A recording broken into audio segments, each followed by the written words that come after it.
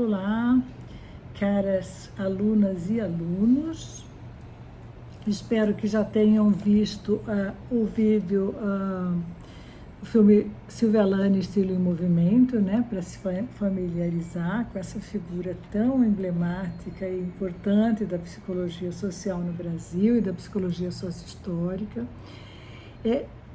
E que tenham conseguido ler, né, o capítulo do livro dela, da Arqueologia das Emoções, o capítulo Os Fundamentos Teóricos, que eu já postei para vocês, em que ela trata, né, dos fundamentos teóricos da teoria.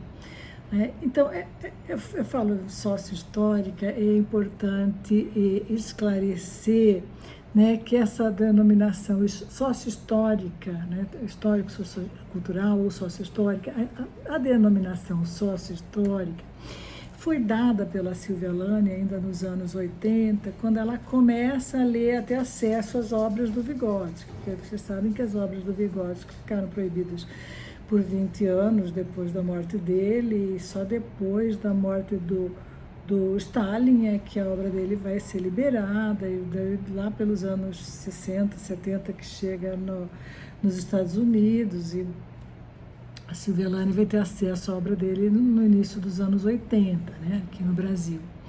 Então, ela denomina de psicologia sócio-histórica, e essa denominação fica bem marcada pelas produções dos intelectuais, dos professores, dos pesquisadores e dos alunos que se formaram pela PUC de São Paulo, e depois, quando veio para o Brasil o Fernando Rey era cubano e foi orientando do Leontiev, e fez o doutorado sob orientação do Leontiev na Rússia. Quando ele chega no Brasil, ele vai pontuar que histórico-cultural seria mais adequado, mas segundo o Odair Furtado, a essas alturas já tinha tanta publicação com essa denominação de sócio-histórica, e já tinha tantos cursos de psicologia no país com a disciplina, com a denominação sócio-histórica, que eles permaneceram usando essa denominação. Então, mas assim, há sempre esse questionamento, né? Então, na Universidade Federal de Mato Grosso do Sul, no último ano, mudaram para histórico-cultural. Não sei por que caminhos políticos essa mudança aconteceu, mas está bem, o nome adequado.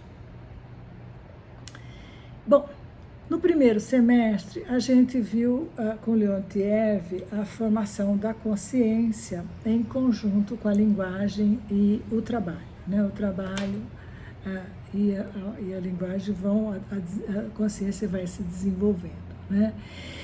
Vimos também que após o desenvolvimento da linguagem e da consciência, novas funções mentais ou funções psicológicas ou funções psíquicas superiores foram se desenvolvendo.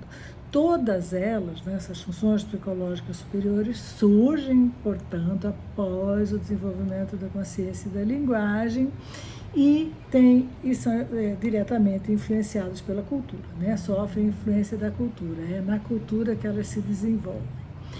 Então, assim, elas não têm uma origem biológica, elas não são dadas biologicamente, elas foram desenvolvidas, elas surgiram ao longo do desenvolvimento da espécie, né, da filogênese, na espécie humana, e a gente desenvolve ela ao longo da nossa história ontológica, né, de cada ser.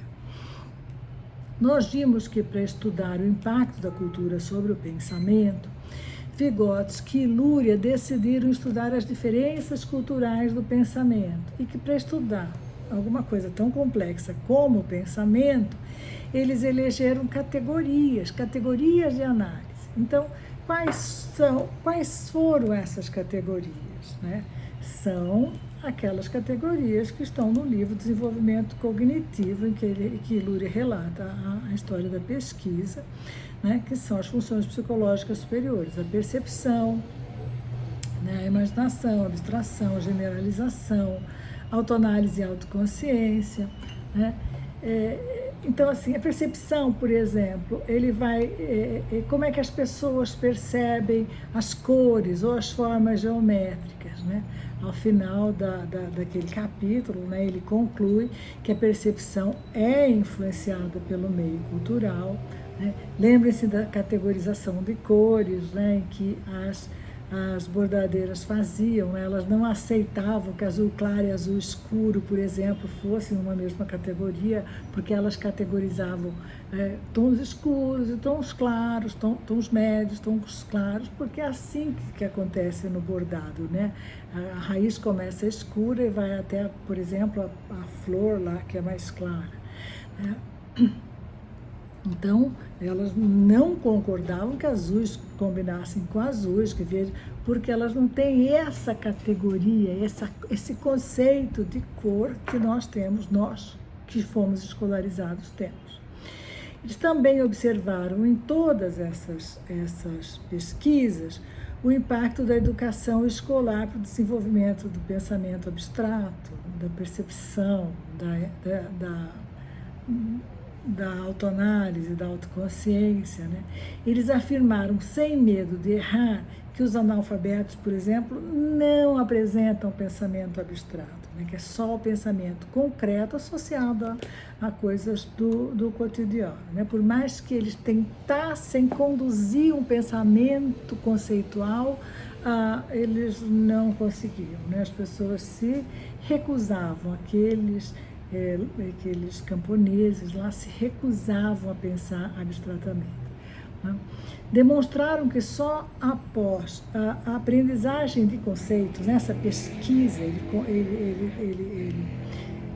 ele conclui, né, que só após a aprendizagem de conceitos que se dá na educação escolar, os indivíduos desenvolvem o pensamento conceitual, categorial ou abstrato, né? É com a aprendizagem escolar que aprendemos as cores primárias, que aprendemos a colocar azul na categoria azul, verde na categoria verde, que sabemos quais são as cores quentes, quais são as cores frias, né? Que categorizamos as formas geométricas como triângulos, quadrados, retângulos, círculos, né? Nós que passamos por um processo de escolarização, quando vemos um círculo, a gente não fala como aquelas pessoas que isso é uma tampa de panela, que é uma panela, que é um relógio. A gente fala que é um círculo, né? E um círculo é um conceito, né? Um círculo é um conceito. Então, com a escolarização, a gente pensa conceitualmente, a gente percebe conceitualmente, né? A gente generaliza, tudo isso é conceito, né? Para generalizar é importante pensar conceitualmente. Então, todas as funções psicológicas superiores estudadas, né? A abstração, a autoanálise, o autoconceito, né? Todas elas têm essa influência da cultura, né? Então, todo esse estudo nos prepara para estudar a imaginação e a criação, né? Que, como lembra Lana em seu texto, não se restringe apenas à elaboração de obras de arte. O Vygotsky também fala em criação e imaginação da infância. Não é só no gênio, não está no gênio. A gente pensa erradamente que a criação está só nas obras geniais, mas todos os nossos atos do dia a dia são permeados pela imaginação e pela criação, né? E ela também se expressa na própria identidade. Que a criação, a imaginação, a capacidade do ser humano de se recriar, de se transformar, né, em oposição à cristalização, que é característica da mesmice, consequência da reprodução mecânica de papéis definidos pelas instituições sociais, né? Que esses últimos tornam-se indivíduos submissos a um poder camuflado, no capitalismo internacional, denominado de globalização. Então, a imaginação é uma função psíquica superior, assim como a memória, a atenção, que permitem o desenvolvimento da imaginação criativa. E a criação, para o Luria, por exemplo, é a capacidade de resolver problemas. Silvia Lani faz um esclarecimento muito interessante também nesse texto, que ela fala que é algo que incomodava muito ela sentia essa diferença entre imaginação e fantasia, e só em Vygotsky ela vai encontrar essa diferenciação, né? Ela vai dizer que a fantasia que Vygotsky caracteriza aqui na infância como o diálogo com os objetos, afinal, quem de nós nunca viu uma criança conversando com os objetos, né? Dialogando com os objetos, né? Na adolescência como um monólogo com as coisas, e na medida que se integra ao pensamento conceitual, ao pensamento categorial, ao pensamento abstrato, passa a desenvolver a imaginação criativa ou inventiva, ou seja, essa função psicológica superior, né? Então, a criança procura na vida cotidiana objetos reais com os quais ela interage via imaginação. Quando abandona os jogos infantis, o adolescente os substitui pela imaginação vinculada a objetos reais, e quando isso deixa de acontecer, ele fantasia construindo castelos no ar, ou seja, sonha acordado. Mas tanto Vygotsky como a Lani vão dizer, olha, perigo é quando isso continua. Aí a saúde mental foi embora, né?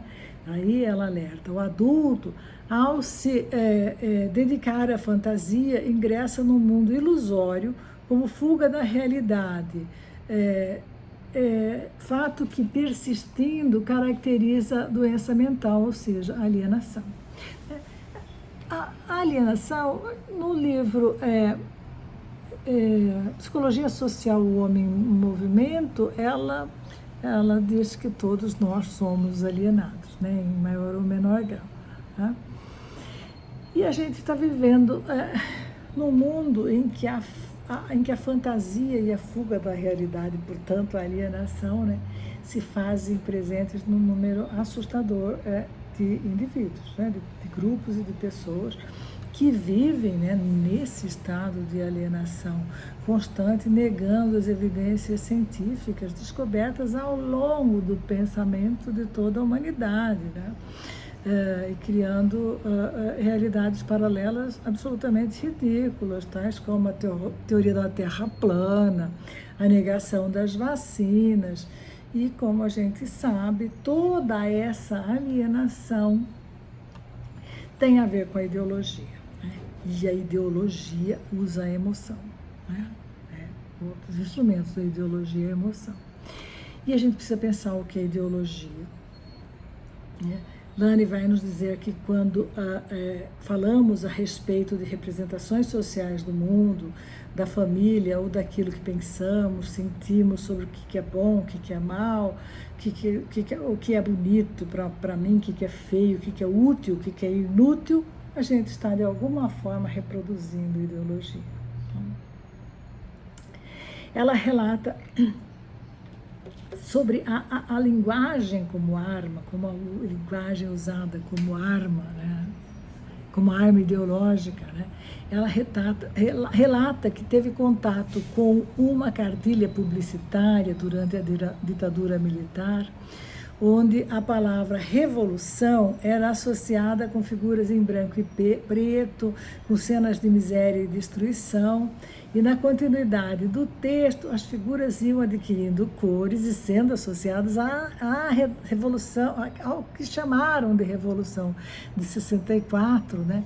Então, finalizava com crianças loiras, segurando a bandeira brasileira, reafirmando a nova revolução, a tal Revolução de 64, que na verdade não foi uma revolução, foi um golpe militar que deu início a uma ditadura que durou 2 décadas. Então, Lani afirma, como Martim Baró, que o Baró também fala que o papel da psicologia é desvendar né, desvendar a ideologia. É muito difícil. É esse o nosso papel, né, na psicologia social principalmente. Então, que é preciso identificar, desvendar as ideologias que nos anestesiam. Então, quando trocamos ideias sobre o que nos cerca, descobrimos que nossos problemas não são individuais, mas sim que estamos todos sob condições históricas semelhantes, né? Então, a ideologia tem por objetivo, principalmente em nossas sociedades capitalistas, preservar o indivíduo, preservar o individualismo, especialmente nos últimos séculos, né? Introduzindo como concepção natural que a sociedade é constituída por relações de autoridade e subordinação, né? Que a desigualdade é um fenômeno natural, que foi instituído por Deus, que existe uma diferença entre os homens, que faz com que uns sejam mais, outros sejam menos, né? Aquela naturalização que o Leontiev aponta, né, que lemos até o texto da Ana Bock, da contribuição do Leontiev sobre a naturalização na psicologia, né? Então, essa ideia de que as coisas são naturais para que sejam aceitas, né? Isso é ideologia, né? Essa ideia de competição entre essas pessoas que é necessário, isso é ideologia, né? Então, a ideologia oculta as contradições sociais e, consequentemente, fragmenta nossas representações sociais e nossas consciências, né? Nos aliena. A emergência de emoções como uma mediação fundamental na constituição do psiquismo, em conjunto com a linguagem e o pensamento, faz parte dos estudos orientados pela Silvia Lane, como os que ela apresenta na segunda parte do livro, né? São aquelas autoras que ela traz na segunda parte do livro, a Ana Maria Lenzoni e a Regina Giora, com aquele texto sobre a emoção na criatividade artística. Então, considerando as emoções como uma importante mediação na constituição do psiquismo humano, o indivíduo como um particular que representa o universal, porque nós representamos, eu sou uma representante da minha sociedade, eu represento a minha sociedade, eu reproduzo as ideias presentes na minha sociedade, as ideias e os costumes, e os códigos emocionais que elas desenvolvem, que nem sempre são perceptíveis, mas que são eficazes na interferência na consciência dos indivíduos. Ela exemplifica com os rituais religiosos e com as campanhas políticas que se usam, que se valem de uma linguagem sempre emocional, com a utilização de símbolos emocionais, né, como o coração, a família, a pátria, etc. A arte também é uma instituição baseada em emoções, né? Diante da obra de arte, a gente sente a emoção estética ou não, né? Eu ouvi a Silvia Lane pessoalmente contar da sua emoção, né, ao ver a Guernica, em que Pablo Picasso, ela fala também no texto, evidencia o drama da Revolução Espanhola sem usar palavras, né? Então, ela nos lembra que os artistas muitas vezes são considerados subversivos, porque ele o que ele faz em Guernica, né? São painéis que vão mostrando parte da tela principal, que é a cidade bombardeada com aqueles seres mutilados, pedaços, né, de pessoas, um sofrimento terrível, né? Entretanto, a arte como instituição foi apropriada pela tecnologia de comunicação de massas, como a TV, como o rádio, como as revistas, a publicidade em geral, usando cores e códigos emocionais. Então, a gente sabe muito bem que a publicidade, por exemplo, domina a nossa vida, né? Institui que precisamos dos produtos que se produzem, né, nesse sistema de produção de mercadorias e que nos instiga, nos convence da necessidade que temos. Isso vem de uma longa história, né? Quando se atribui características a produtos que não estão neles, né? Garantia de felicidade, de charme, né? Se eu uso um perfume eu fico irresistível, se eu uso a margarina, símbolo de família unida, família feliz e todas as qualidades que são agregadas ao produto, e agora as marcas, né? Então, muito a psicologia tem estudado, se desenvolvido, né, no estudo da propaganda, da linguagem da propaganda, né, e da ideologia que ela, comercial que ela nos submete, infelizmente, né? E como estamos atrasados, como a escola, como a educação, por exemplo, está atrasada por não ensinar uma leitura crítica de imagem para as crianças desde a infância, né? Assim, há 50 anos que a TV está aí manipulando nossas consciências com imagens e não aprendemos a ler imagens, né? Então, aí ela conta das estratégias metodológicas que ela utilizou para pesquisar e detectar a presença da ideologia no comportamento humano, né? Teve que rever procedimentos metodológicos, considerando o contexto em que a ideologia é produzida, levando em conta que o comportamento do indivíduo pressupõe a totalidade da sociedade a qual ele pertence, assim como todas as ciências humanas que são necessárias para entender essas questões, né? A biologia, a fisiologia, a sociologia, a antropologia, a história, a ciência política. A gente vai precisar de uma imersão em todas esses conhecimentos para entender coisas que estamos vivendo coletivamente nesses nossos dias. É isso.